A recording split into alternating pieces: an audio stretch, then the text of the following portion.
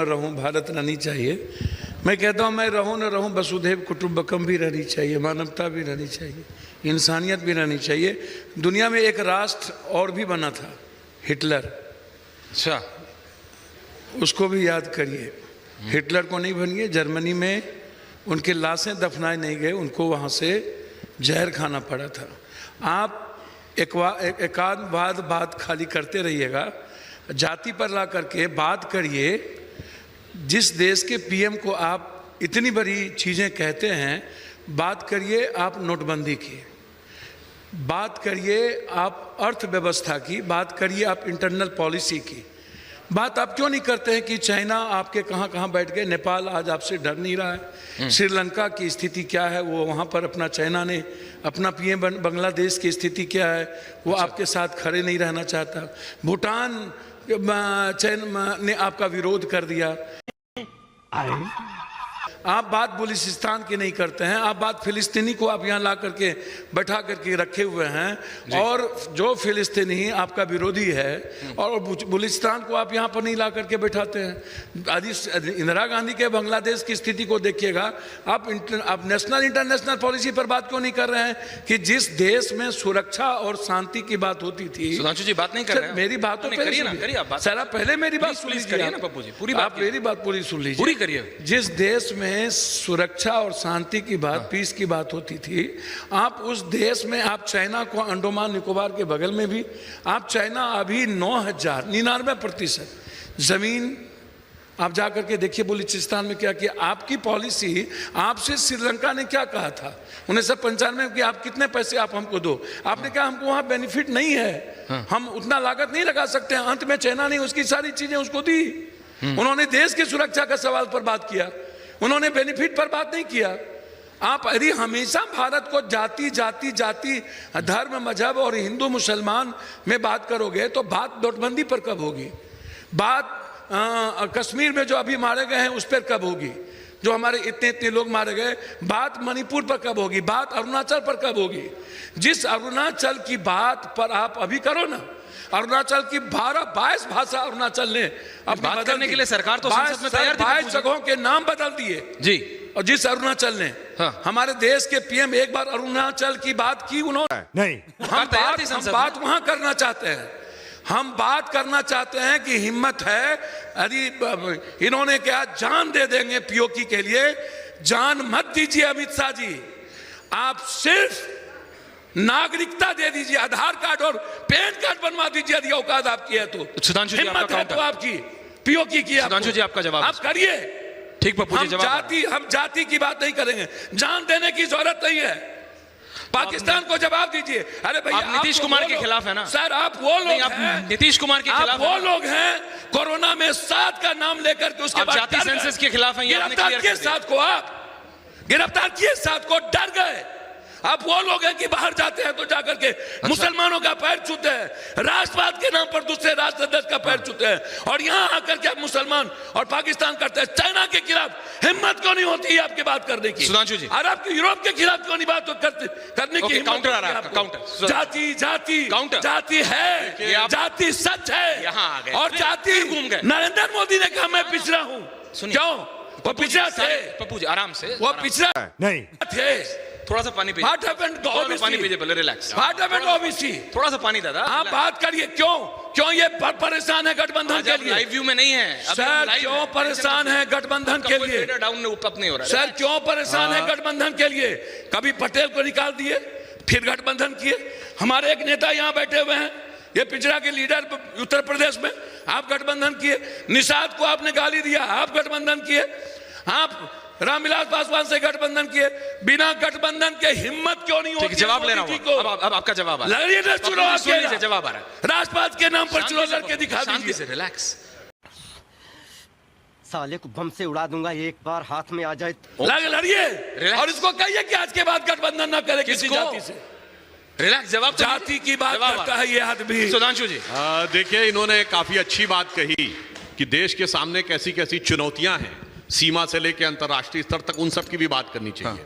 हाँ, प्रधानमंत्री की याद पे मैं याद दिला देना चाहता हूं साहब, वो तो हम लोगों को अच्छी तरीके से याद है। इस देश में पहली बार प्रधानमंत्री की जाति कब बताई गई? 1995 में, जब आप दोनों लोग उसी पार्टी में थे। जनता दल के नेता के रूप में श्री एच.डी. देवेगौड़ा जन जन के नेता नहीं, समीकरणों के बीच में समायोजन के नेता बनकर प्रधानमंत्री बने थे। तब कहा गया था देश का पहला पिछड़ा प्रधानमंत्री। गलत कह रहा हूं तो मुझे बता दीजिएगा। इसलिए वो बात, उस समय आप दोनों लोग उसी पार्टी में थे जिस पार्टी में पहली बार प्रधानमंत्री की जाति बताने की बात शुरू हुई। अब खैर, जो उन्होंने विषय उठाया वो इंपॉर्टेंट है। उन्होंने कहा चाइना की बात क्यों नहीं होनी चाहिए। बिल्कुल, आज देश के सामने कैसी कैसी चुनौतियां देखना चाहिए।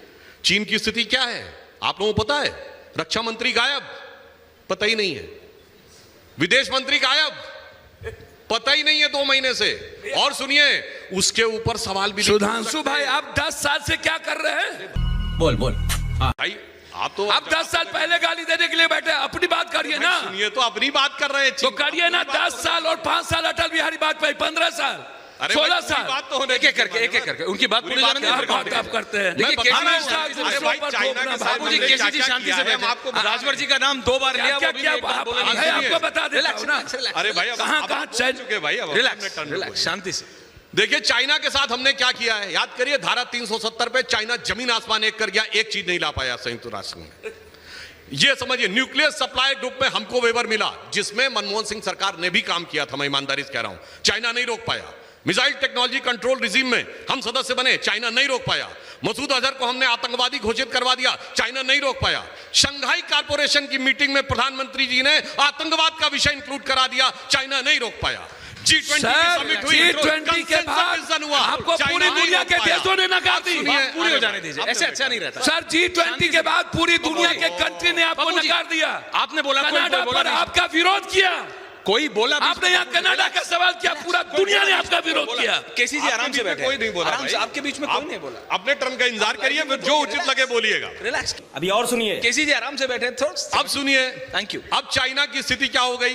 मैं नहीं कह रहा हूं, चाइना का थिंक टैंक कह रहा है, जाके पढ़ लीजिए। वो कह रहा है China is passing through it's most severe diplomatic isolation post Tiananmen square, यानी सबसे बुरी स्थिति में है कूटनीतिक दृष्टि से अलग थलग पड़ने पे। यदि मैं पूछूं इनसे कि आज चीन के साथ कौन से देश खड़े, नाम बताइए।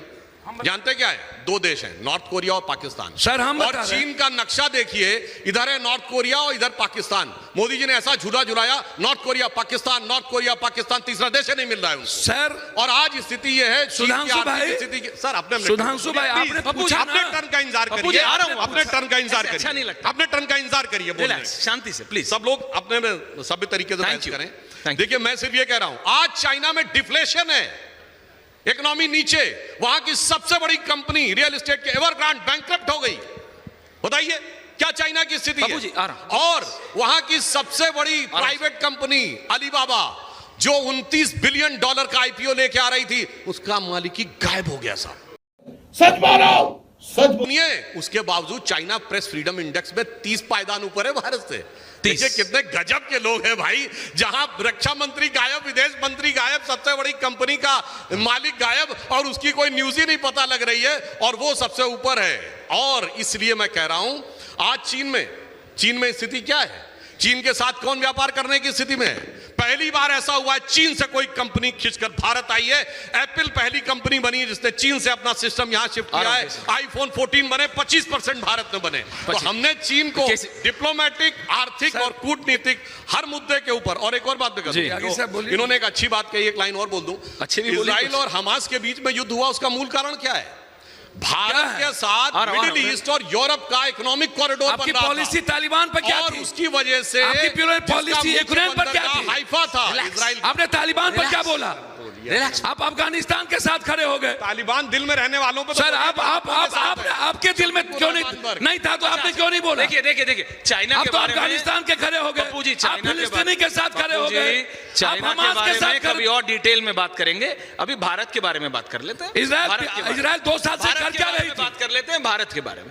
केसी जी, 3 राज्यों में इलेक्शन आने वाला है ना? मध्य प्रदेश, छत्तीसगढ़, राजस्थान। अलायंस जो विपक्ष है वो बहुत कॉन्फिडेंट है, और तीनों स्टेट में सिचुएशन अलग अलग है। राजस्थान में कांग्रेस में भी लड़ाई है, बीजेपी में भी लड़ाई है। मध्य प्रदेश में बीजेपी माने ना माने प्रॉब्लम ऑफ एम्पल है। छत्तीसगढ़ में लीडरशिप नहीं, विपक्ष कहता है कि यही हमारा फायदा है। कि बीजेपी की जो एब्सेंस ऑफ स्टेट लीडरशिप है, जो क्षेत्रीय राजनेता उनके इतने उभर के नहीं है, इसलिए हम जीत जाएंगे। लेकिन सचमुच आपको लगता है कि 18 साल के मुख्यमंत्री शिवराज सिंह चौहान को आप मध्य प्रदेश में हरा पाएंगे? अशोक गहलोत और सचिन पायलट की लड़ाई के बावजूद आप राजस्थान में जीत पाएंगे सर? पहले मैं अपने विद्वान मित्र सुधांशु जी के 2 सवालों का जवाब देना चाहता हूं जी, और सुधांशु जी से भी पूछना चाहता हूं अपनी जानकारी के लिए, चूंकि मेरे से ज़्यादा विद्वान। अच्छा, इंडिया का नंबर 1 इकोनॉमिक पार्टनर कौन है दुनिया में? भारत की जो अर्थव्यवस्था है उसका सबसे मुख्य प्रयोगी, सबसे ज़्यादा जो करीबी इकोनॉमिक फ्रेंड है वो कौन है? चाइना। आपकी जानकारी के बल में मेरे से ज़्यादा विद्वान है। हिंदुस्तान जो है सबसे बड़ा जो उसका इकोनॉमिक पार्टनर दुनिया में चाइना है, इकोनॉमिक मामले में नंबर 1। बात कर रहे हैं। ये आपने कैसे कहा है? सर 4 चाइनीज कंपनीज का नाम बताइए। नहीं, सरकारी आंकड़े बता रहा हूँ मैं, 2 लोग बात कर, और आपको अलग से भी दे दूंगा, उसमें आप मत ही। नंबर 1। नंबर 2, अरब इजराइल युद्ध पर एक लेख भी मैं आपका देख रहा था। 1948 में इजराइल बना है। महात्मा गांधी ने उस समय कहा था, महात्मा गांधी को मानते हो तो उनकी एक बात कोट कर देता हूं कि जैसे ब्रिटेन ब्रिटिशर्स लोग का, नाथूराम गोडसे को मानते हैं, गांधी को नहीं मानते। पप्पू जी ऐसा मत कीजिए प्लीज, थैंक यू। जैसे ब्रिटेन ब्रिटिशर्स का है, फ्रांस फ्रांसीसियों का है, ऐसे ही फिलिस्तीन फिलिस्तीनियों का, Mahatma Gandhi father of the nation, उसका कहा हुआ। नंबर 1। नंबर 2, 1942 से पहले, आप मेरे ज़्यादा पढ़े हुए, मैं बार बार कह रहा हूँ आपसे, इजराइल का कोई जन्म नहीं था। It was a British colony. जब अंग्रेज जाने लगे तो उन्होंने इसको एक अलग मुल्क के रूप में मान्यता दी। उस समय 25,000 की आबादी थी और फिलिस्तीनियों की आबादी थी 6 लाख 16 लाख। उस समय 72% ज़मीन पर कब्जा था फिलिस्तीनियों का, आज सिर्फ 7%। यूएन के 6 रेजोल्यूशंस हैं जिसमें इंडिया भी शामिल है। 2014 से पहले भी इंडिया था, वैसे आप तो 2014 के बाद का इंडिया मानते हैं। सही पकड़े हैं। और अटल बिहारी वाजपेयी जी, जो हमारे आपके नहीं मेरे भी प्रिय नेता अटल बिहारी वाजपेयी, उन्होंने यूएनओ में और रामलीला मैदान में, उसका कैसेट मेरे पास है, मैं आपको भिजवा दूंगा, कि किसी को इस बारे में शक शुबा करने की जरूरत नहीं है कि हम द गवर्नमेंट ऑफ इंडिया इस सवाल पर फिलिस्तीन के साथ हैं और उनकी जो ज़मीन इजराइल ने छीनी है वो वापस होनी चाहिए।